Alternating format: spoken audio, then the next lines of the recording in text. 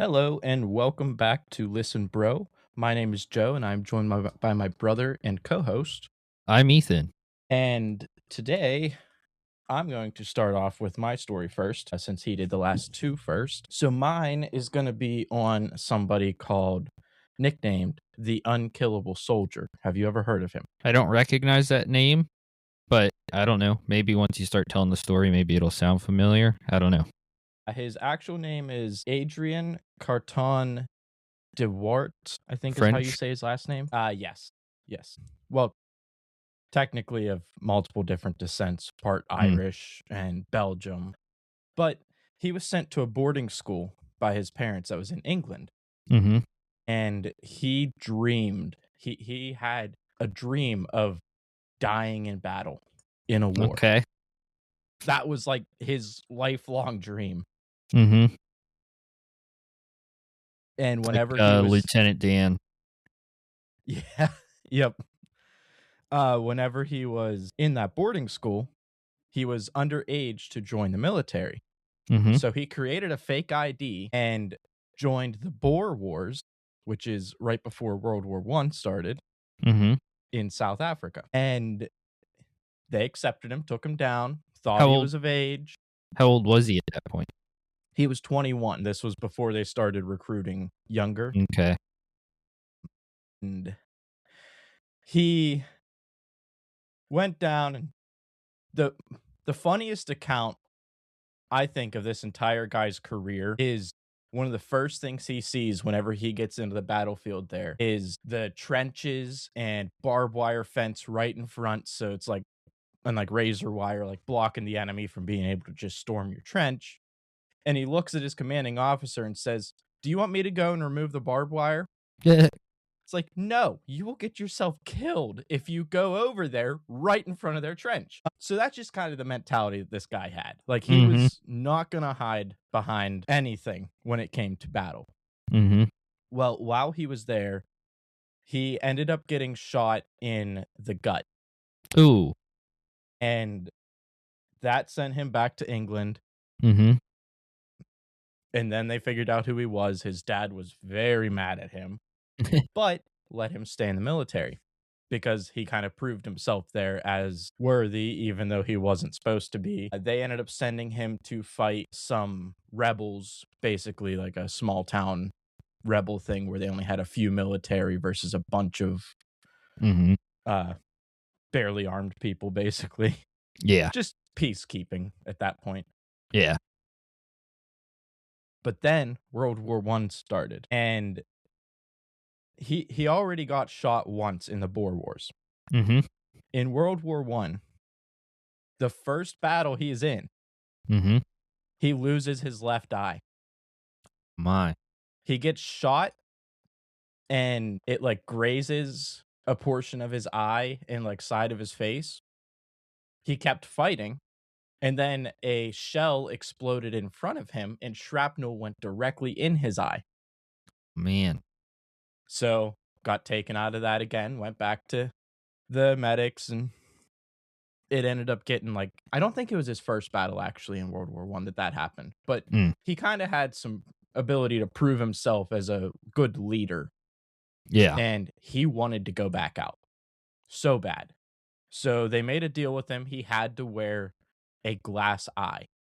Okay. And there's a lot of reports that say we don't know if this is true or not, but the rumor is that as soon as he got approved to be able to go, because he put the glass eye in, because they didn't want the Germans to be able to see that, like, they had handicapped people essentially being Right. their leaders and generals. And so put the glass eye in, and they said on his way to the airport, or not the airport, to the taxi, sorry, he chucked the glass eye out of the window in the taxi.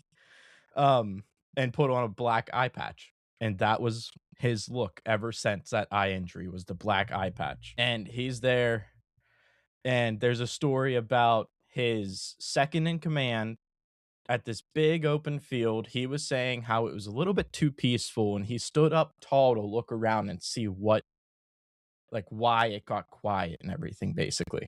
Mm-hmm. And his second in command was like, "Hey, I think I see some movement. You should get down." And he's like, "I don't see anything." So he stays standing up tall. Next thing you know, big explosion right beside him. Mhm. And his hand goes numb. No. And he looks over to the side and he sees an arm laying on the ground. And he goes over to grab it, thinking it's his because he didn't even think to look at his own arm at the time. Uh-huh. It's not his, it's his second in command. The rest of his body was like blown way far away. Man. Meanwhile, his hand is dangling just by a little bit of skin, basically. Mm. Has it said most of the palm of his hand was missing, and a couple of his fingers were just dangling. Man. Well, they take him back to camp, try and fix him up then, and they refuse to cut off his fingers that are literally dangling by nothing but skin. So Okay. he rips them off. Oh. That's not what I thought you were about to say. Yeah. And it was going to take too long for his hand to heal if he was Mhm. able to keep the rest of his hand. So he ordered them to cut his hand off at the wrist Oh my. because it wouldn't take as long to heal then. This So guy. as soon as he was cleared to go back out, he gets sent back out. And this next one, he was told that he is, or like, they say that he's should be the standard almost whenever it comes to leaders in battle, like your generals and officers. Mhm. They shouldn't be hiding behind all the time, never seeing anything up front. Yeah. His thing was follow me. He was never wanting to be behind anybody. Mhm. I mean, like I said, his dream was to die in battle someday. Wow. Well, somewhere in that battle, he got shot in the back of the head. Oh my. It said that part of his skull was missing, and he kept fighting. Oh my. That's insane. He broke his ankle, but then he was able to fight the rest of the war essentially after getting that fixed up. And then, It's like this guy, I don't know, he could have served in like 3 battles over the span of 5 years yeah, based on yep, all the injuries he's had. there were some hospital records that said we kept his pajamas here because we knew he'd be back. Wow. It's like, that's terrible. Yeah. But at one point, like right after World War One, he became pretty close with the Polish leader. Okay. Reason for that was because they were in an aircraft crash together. Oh. Yep. Unluckiest guy. Yeah, yeah. That's after the war. Yeah. And then he goes and he lives, they call him a Polish gentleman, just Mhm. very nice guy, settled down in the country. And around 1939, he had to flee Poland because Germany was coming in too strong. Right. So he gets out of Poland and then decides he's going to join the war again. In this, in the Second World War, he got captured and he was a prisoner of war, and him and 3 other guys, he is 60 years old, by the way. Him and 3 other guys tried and tried and tried to escape. Well, Yeah. one day he did, and he managed to survive 18 days out, like, among the public and hiding and stuff, basically, and trying to blend in. Meanwhile, he's wearing an eye patch and missing a hand and limping. Yeah. Was this in Germany then where he was held? I believe it was Norway? Okay. Or, oh, sorry. No, that was not in Norway. It was after the plane crash in Norway. He survived 2 plane crashes. Oh. Yeah. Yeah, and then he was a prisoner of war, escaped. Mhm. After that, they didn't really let him go to war again. Yeah. Instead, Churchill decided to make him his ambassador, like military ambassador, and took him on trips to Asia and parts of China and stuff. And this guy wrote a book, and I plan on getting this book actually because I've read so many things about him so far, and there's so much more I could talk about. Mhm. Yeah, just a wild guy. Oh my. But for his book, Winston Churchill was like asking him, "Hey, can I please write what's the front The portion of the foreword. book? The foreword." Yeah. Yep. Winston Churchill wrote the foreword of his book for him. Like, Wow. asked him, "Can I please do it? Because you're not going to give yourself justice." Yeah. Because this guy did not mention anywhere in his book about the medals that he got. He got essentially the Medal of Honor from like 3 different countries. Wow. Like he had tremendous records, and like, Yeah. you know, all he wanted to do was die in battle. And Yeah. instead, he died of old age in his 80s My. in his sleep. So everybody's like, yeah, death had to wait until this guy fell asleep so he could have the upper hand. It's like this guy lived through so much. He did. I mean, wars, and then there was that like really bad flu outbreak in like the 1920s in Yep. Europe Yep.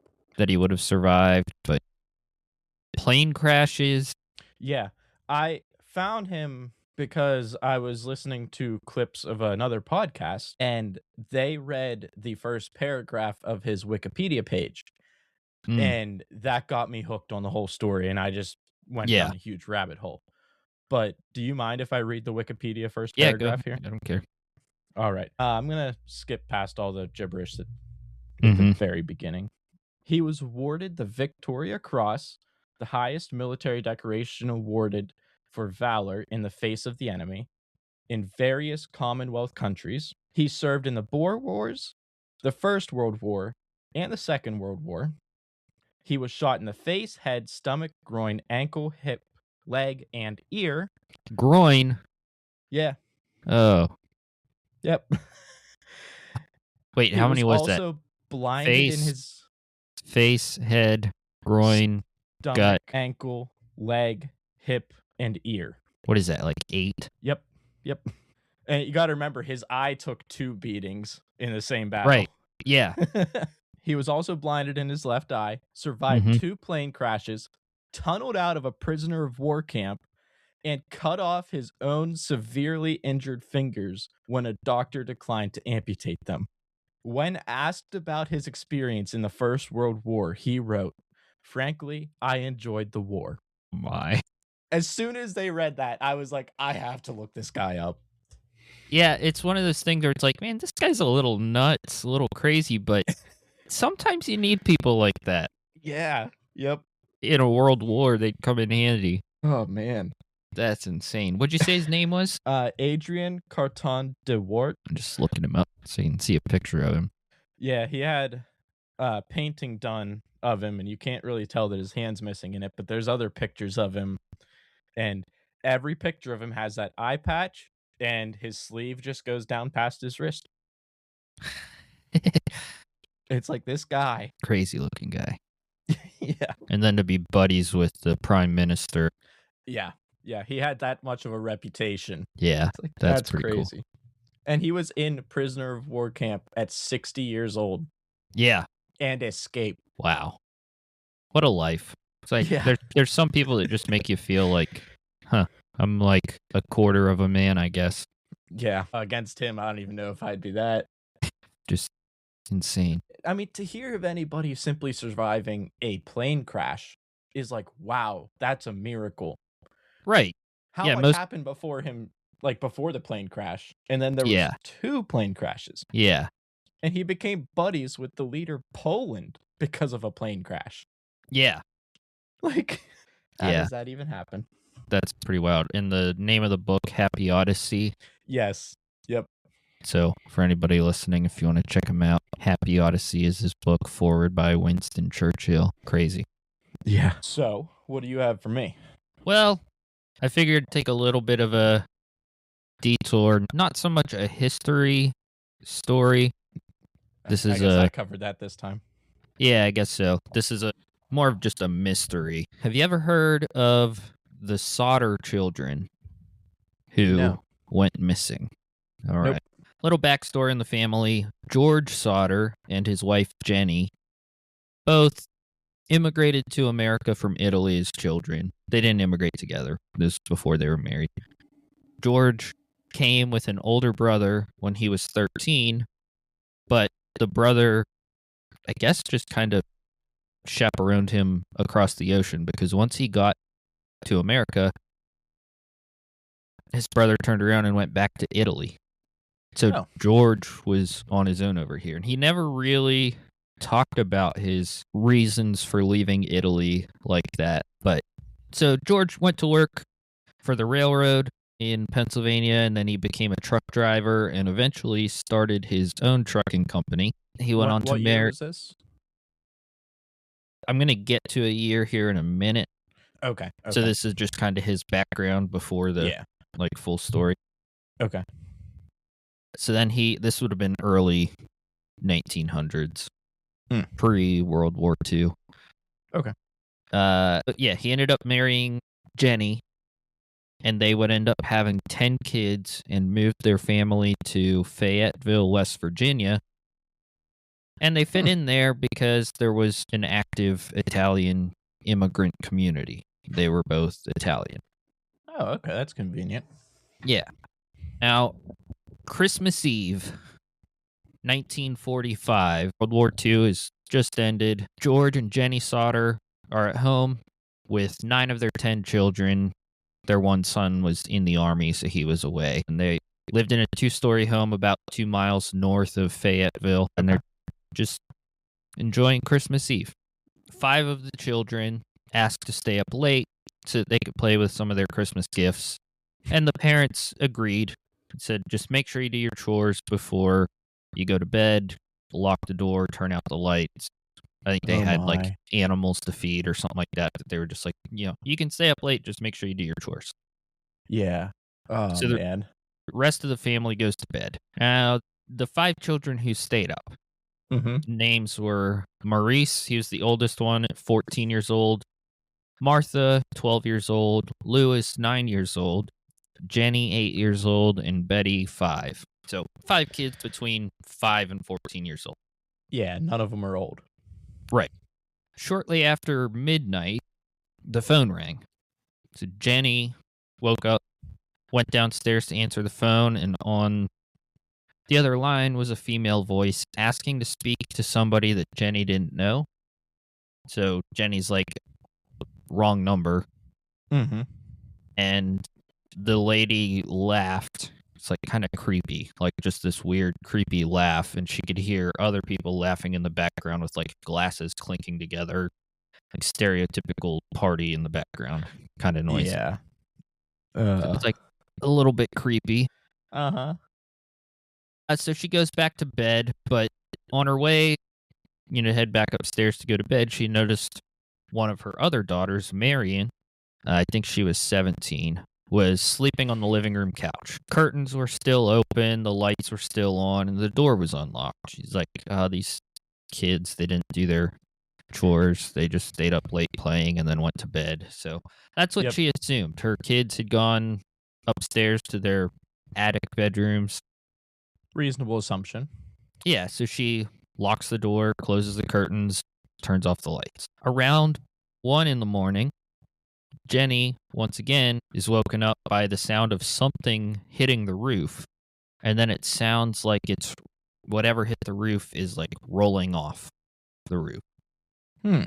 So that's a little odd. It was loud enough that it woke her up. She heard it, but then she went back to sleep. And about a half hour later, she wakes up again, this time to the smell of smoke. So she wakes up her husband, George, and they leave their bedroom. The hallway filled with smoke, and the stairs leading up to the children's bedroom was already engulfed in flames. So they couldn't get to the kids' bedroom. Oh, wow. So George, Jenny, and 4 of the kids escaped. The 5 that asked to stay up late on Christmas Eve night, those were the 5 that didn't make it out. And George, he's in dad mode, trying to save his family. He tried breaking a window and getting in, but because of the fire and smoke, he couldn't see anything. He actually slashed his arm pretty good when he busted in the window. But he kept trying to figure out what to do, and he thought, I can reach a window on the second floor You know, he has his own trucking company. He's kind of a handy guy. He has a ladder. Mm-hmm. The ladder's always at the same place, leaning against the house.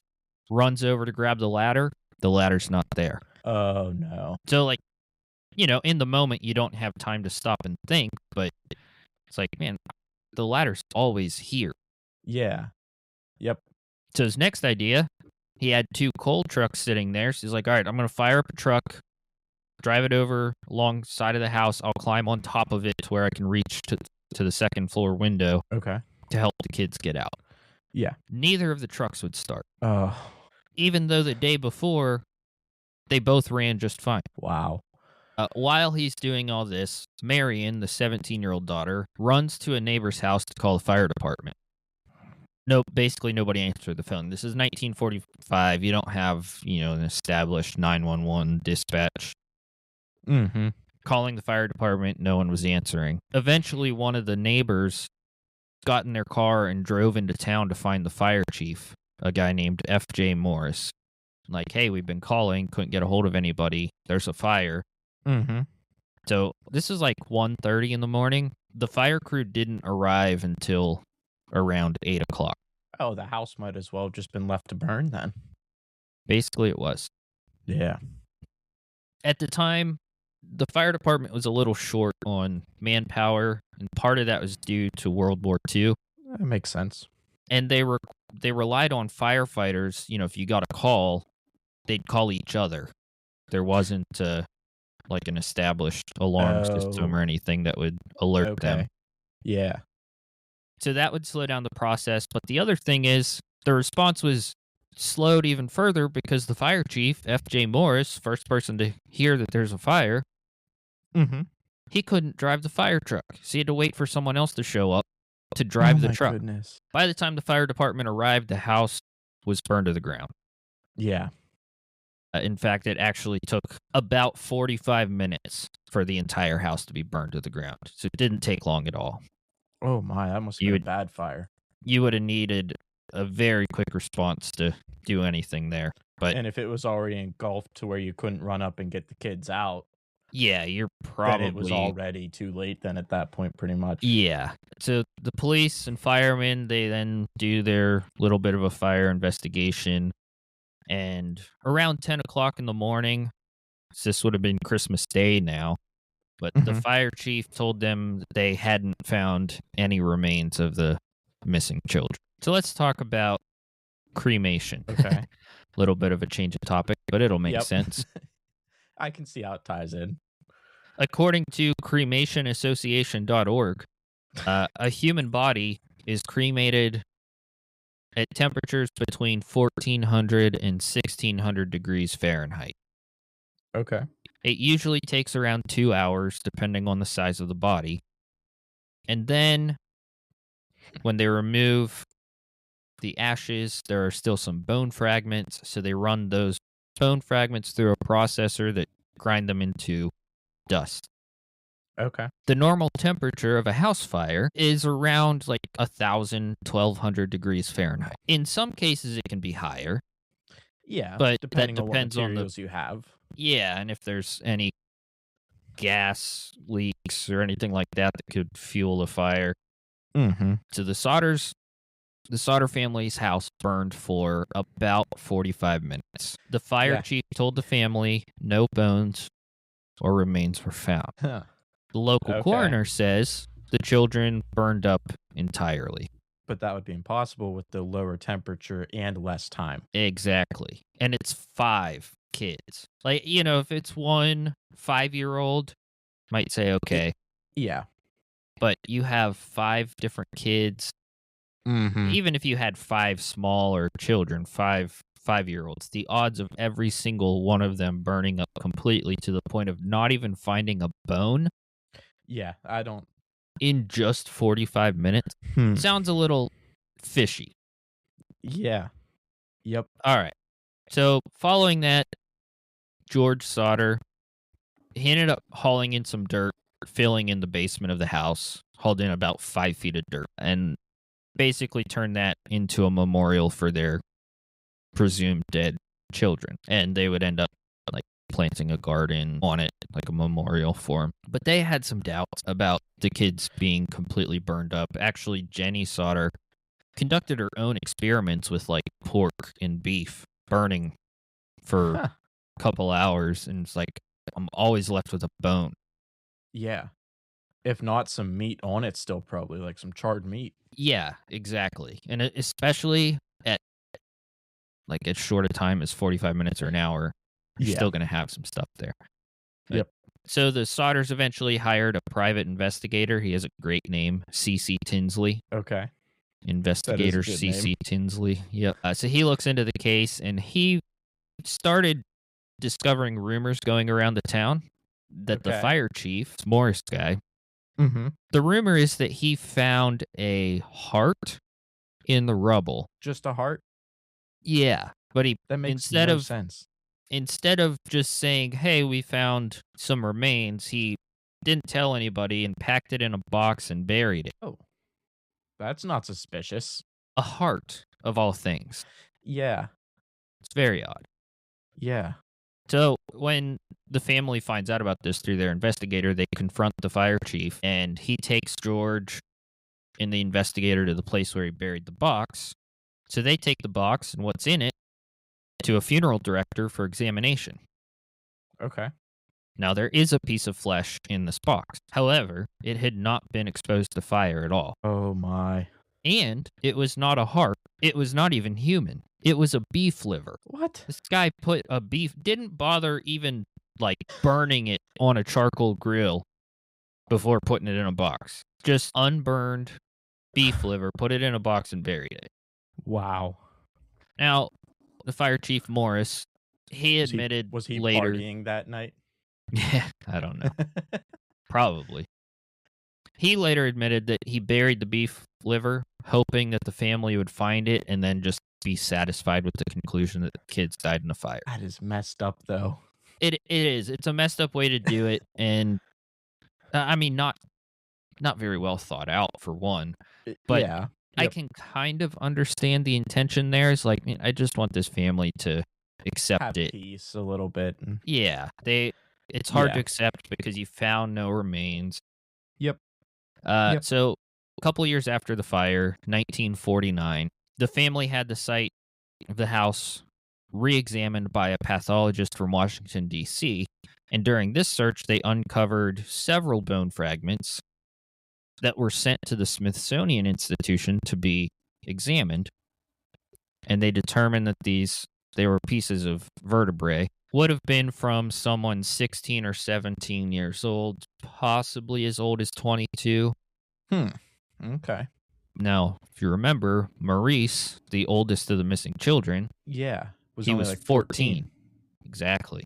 Additionally, the bone fragments also showed no evidence of exposure to fire. And where they found the bones in relation to the floor plan of the house didn't make any sense for it to be one of the kids. So what they ended up concluding was George went and hauled in these loads of dirt. These bones must have just been in the dirt he hauled in. But why would they have been there? Well, you never know. Yeah, I guess. You're digging up dirt. I mean, look at all the times people found remains. Yeah. Digging a foundation for whatever new building. Like, it happens. Not that it's super common, but it happens. So what actually happened? That's the question here. Yeah, so she got a phone call in the middle of the night before, about asking if somebody lived there that she didn't know.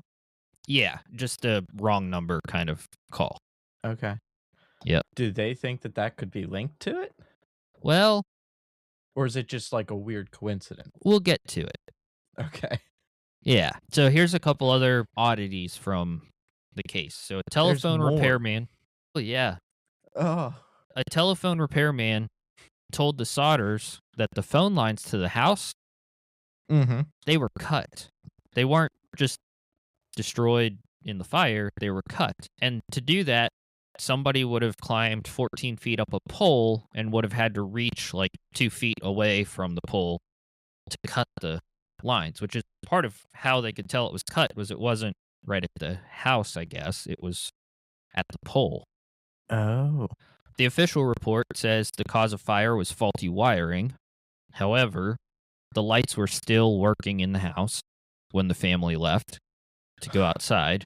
Uh-huh. And George, just a few months earlier, had the power company come out and inspect the house's wiring, and they said it was all good. Like that, again, is another reason the family is like, stuff's just not adding up. Yeah. Yep. A witness had seen somebody stealing a block and tackle from the property. What's a block and tackle? It's like a hoist with like chains and pulleys Okay. that you could hang from a ceiling or something Mm-hmm. to lift like an engine out of a truck, things like that. The man was identified and arrested. He admitted to the theft, and he claimed that he cut the phone line, believing it to be a power line, not a phone line. He said he had Okay. no involvement with the fire, and there was no explanation as to why, if you're stealing a block and tackle, you would cut the power any lines. wires. Yeah. No explanation to that part. Hmm.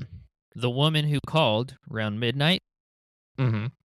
they were able to track her down, Okay. and it was completely unconnected. She just called the wrong number. She was probably drinking, partying, called the wrong number. It had absolutely nothing to do with the fire. Okay. With all this, the Sodders, they're just not convinced their children died in the fire.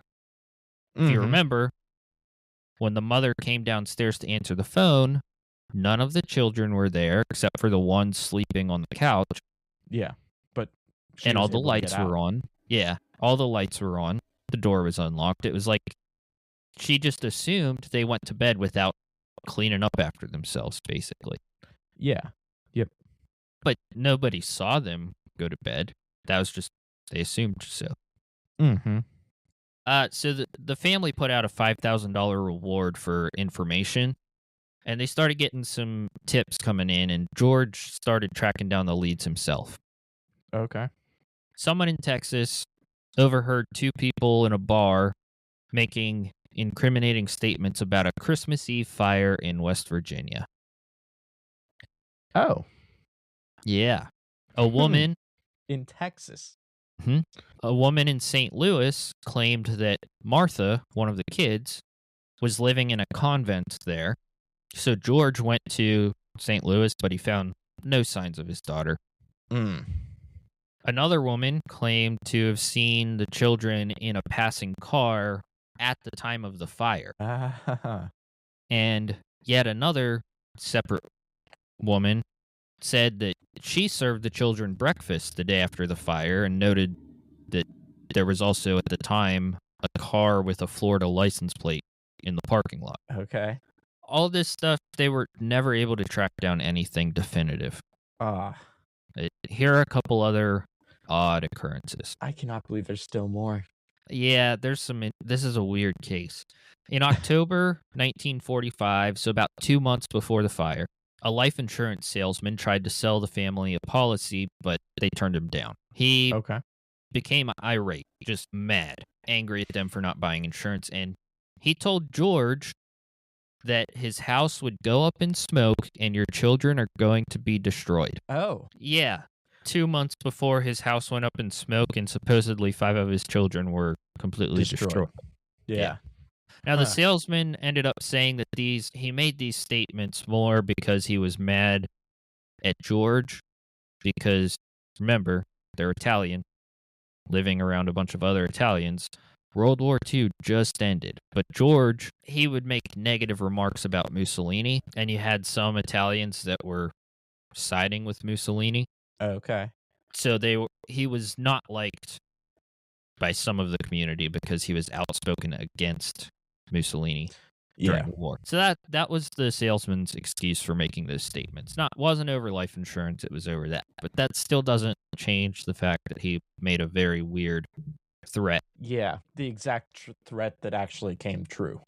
Yeah. Before Christmas, the family observed a strange car on several occasions. whose occupants appeared to be just watching the children returning from school. A bus driver reported seeing people throwing what he called balls of fire at the house as he drove past late on Christmas Eve, the night of the house fire. Oh, and that could be what rolled off the roof.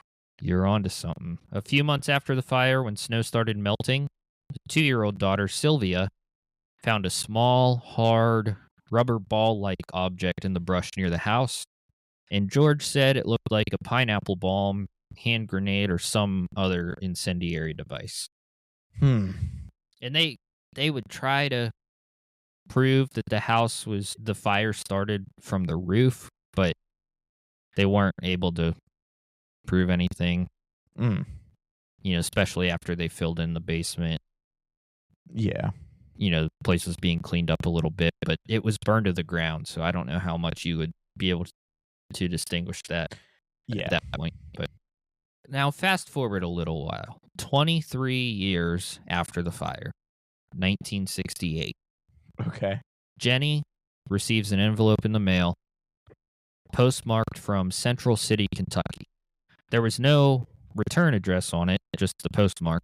And on the inside was a photo of a man in his 20s or early 30s, which they thought looked a lot like their son, Lewis, who at the time of the fire was 9 years old. Yeah, so that would put him in the same age range. Yep. On the back of the picture, there were a few phrases written, or notes. The first one, Lewis Sodder. Oh, my. Next, a note that says, I love brother Frankie. And then, this next one, it's a little weird. It doesn't say Lil Boys, it's ILIL. Illil Boys, which I was trying to find if there was any real understanding of what that was, but it doesn't seem like il, I-L, could be in Italian. It's used for saying like the ill boys, the boys, but it's illil, like all one word. It's a little odd. And then the last thing was kind of cryptic. I also looked into this, couldn't figure out a definitive answer on what it might be. Capital A 90132. It could have ended with a 5 or a 2. Just the handwriting wasn't super clear. I looked that up trying to figure out if it was like a zip code or something like that. 90132 is not a zip code in the United States, and like European countries were adopting postal code system like that in the 1960s. I think Italy was actually 1967, so right before this note would have come in, but it was postmarked from Kentucky. Yeah. So I don't know. Like I said, I looked into it. I couldn't find any definitive, like agreed upon answer for that. So with this new clue, the family hired an investigator and sent him to Kentucky to try to track it down. They knew it was postmarked Central City, Kentucky, so you at least have an area to start in. The investigator, they paid him up front a certain amount of money. He took their money and they never heard from him again. And investigators believed that the note was just somebody playing a cruel joke on the family, but the family believed that it was a picture of their son. Yeah. I mean, that would be very strange to get a random picture of somebody that would be the same age range. And then on the back, have that written on it. Yeah, have the same, like, the right kid's name. Not like a random one of their kids, the one that they thought of. And you can look up the pictures of the Sodder, Sodder, for anybody interested in looking. They put up like a billboard, I think it was at the site of the house, with like a, have you seen these children? $5,000 reward for information. And they added this picture to it when they got it. And if you compare the two side by side, 9-year-old Lewis to the photo, they're old photos, they're black and white, so you don't have the best clarity in like the face. Yep. But Like his left eyebrow kind of points up on the end a little bit, and that is there in both of the pictures. That's weird. But the youngest of the Sodder children, Sylvia, she passed away in, I believe it was 2021. So even if those other 5 children were, even if they did not die in the fire, if they were kidnapped or something, then they most likely would all have been passed away at this point anyways. Yeah. But yeah, and like theories as to why somebody would be out to kidnap the Sodder family's kids, burn their house down, because that's kind of what like all these things point to, is somebody did something, they burned down the house, kidnapped the kids. Yep. Say George Sodder's outspoken disagreements with Mussolini angered quite a few Italian people in the local community. Okay. There's also that fact of George Sodder moved to America at 13 years old without his family, and he never talked about why. So there's some theories that could have been something related to his past in Italy. You have, the New York Mafia, those are all Italian families. All the Al Capone. Yeah. In Chicago. All those are Italian families. So there's some theories that, hey, maybe he was involved in something over there, did something, was running from it, and they tracked him down. He came over. Okay. Yeah. And maybe they tracked him down 20-something years later. Burned down his house, kidnapped his kids. Yeah. I guess in my mind, like the first coincidence of the whole case is the 5 children who wanted to stay up late were the 5 children who disappeared. So if somebody came into the house or caught them, maybe they were out feeding the animals. That's what I was going to say, is maybe they went outside and that's why the door was unlocked. Right. Yeah, if they were out doing their chores, somebody could have grabbed them. But then you have the ladder that's always in the same place, that's not there. It was actually found, like, tossed off to the side of the yard somewhere, like in a little ditch, which obviously George Sodder did not do that. Yeah. And there'd be no reason for anyone in his family to have done that. The trucks wouldn't start, even though they were running the day before. It's just a mystery. Yeah, that is crazy. Yeah. I've heard quite a few different podcasts have told the story. YouTube channels have covered it. And you could go even further with like the leads that George tried to track down, but they never got any kind of definitive answer, and I don't think we ever will. It's just one of those things that's going to be a mystery forever. Yeah. And I don't know that I believe that the kids died in the fire. Yeah, especially with the beef liver being... It's such an odd thing to plant. Yeah. But to not find any kind of bones that could be tied to the kids. There were like appliances that weren't burned up completely, and they found a dictionary that had only partially burned. Yeah, there's no way that they would have been completely turned to ash. Yeah, they wouldn't have been all dust. There, at the very least, you'd have bones. But I also, and I don't know, maybe they were kidnapped and somebody just did away with them. Yeah. To put it kindly. I can't see them living. Yeah, the 20 years later picture. Right. Seems like, what would the purpose be? Yeah. To keep the child for that long. And then to send a picture. Right. Yeah, and that could be the kind of thing where, hey, maybe they were kidnapped. Maybe they were convinced by their kidnappers that their parents were bad people and they couldn't go back there. And one of them just wanted to reach out, say like, hey, we're okay, but not give up where they were because they don't trust the parents anymore. Yeah, that could be. But what I have a hard time with, though, is if that photo was actually the kid, you're talking 20 years later, that would mean if the older boy was still around, he would have been in his mid-30s to late 30s by that point. 5 people. If they lived for decades after that, I think you would have heard something. Yeah, you'd have to be very sheltered to not have been able to hear about that big of a story and how frantically the parents are looking, and Yeah, if it's being talked about in Texas, right. I mean, And the youngest of the children that was missing was 5. So I could see a 5-year-old after years in captivity just kind of forgetting about their real family. yeah. Yep. But a 9-year-old, 12-year-old, 14-year-old, Yeah. they're gonna know that they came from West Virginia. So, yeah, it's a mystery. You'll never know. I don't think they'll ever get to the bottom of it unless they somehow stumble upon human remains somewhere and do like a DNA check to living family members. But Yeah.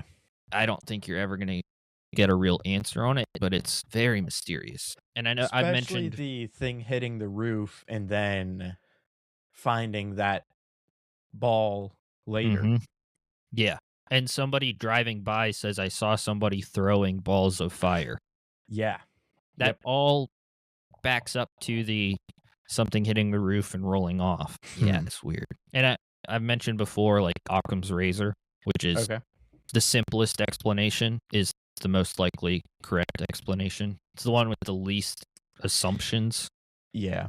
It's like if you believe that the kids were taken, then you have to believe somebody kidnapped them. We don't have evidence of that. Hmm. Somebody else started the fire. There's really, like, you have eyewitness and an ear witness, Yeah. but And then there's that guy no cut the telephone.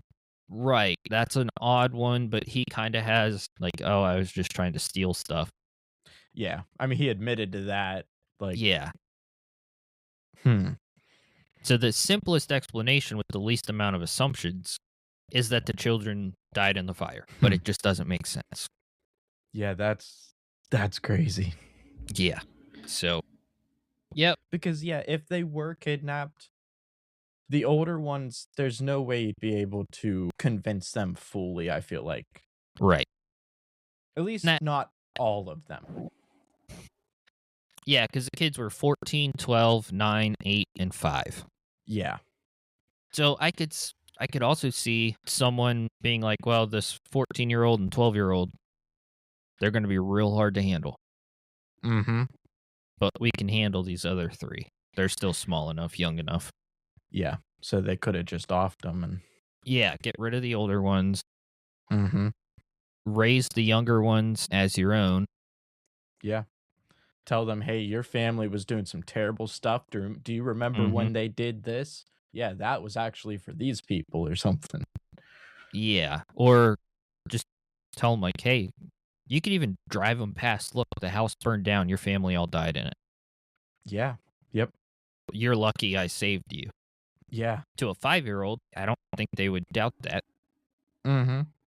That's where like a 14-year-old, 12-year-old probably would. 9-year-old, maybe, but Maybe, but yeah. you're still young enough at that point that you could be convinced, I think. Mhm. Yeah, that's crazy. Hmm. Yeah, wild story. I love a good mystery. Oh, it has so many open ends to it, that so It many does. possibilities of what it could be. It does. Yeah, it's tough. And I like with your story, there's so many other angles that I could have covered, like the more like Italian mafia idea that maybe they were involved and Yeah. responsible. But like I said, though, there's a lot of YouTube videos, different podcasts about it where they'll spend an hour or two just talking about all that stuff. So Mhm. it's more Oh, out yeah. there. Same with, like, that one that I was covering this time. It's like, Hmm. there's so much. Like, I didn't even touch half of it, Yeah. of what this guy did or had Yeah. happened to him. Like, the one thing that I do remember reading about mine, though, this one priest or something came into the hospital the one time that he was injured Hmm. and was like telling him, "Hey, I mean, hey, you could have it worse. I heard about this one guy," and then started describing him. He's like, "That's me." Like, just started cussing out the guy, like, "Leave me. I don't want you around anymore."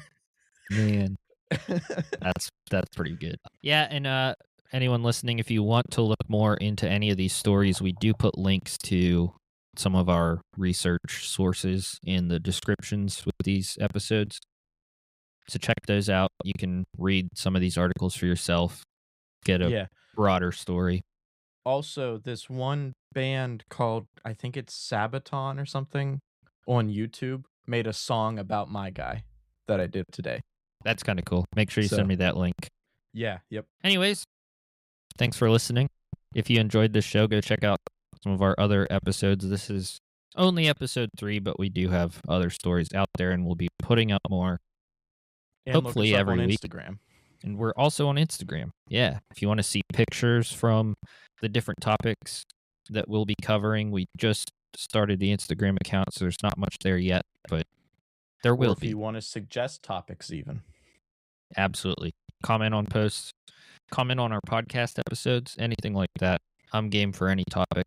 Anyways, don't forget to like, follow, rate, whatever the platform allows for these episodes if you enjoyed it, and check back soon. We'll be bringing more stories. Yep. Bye.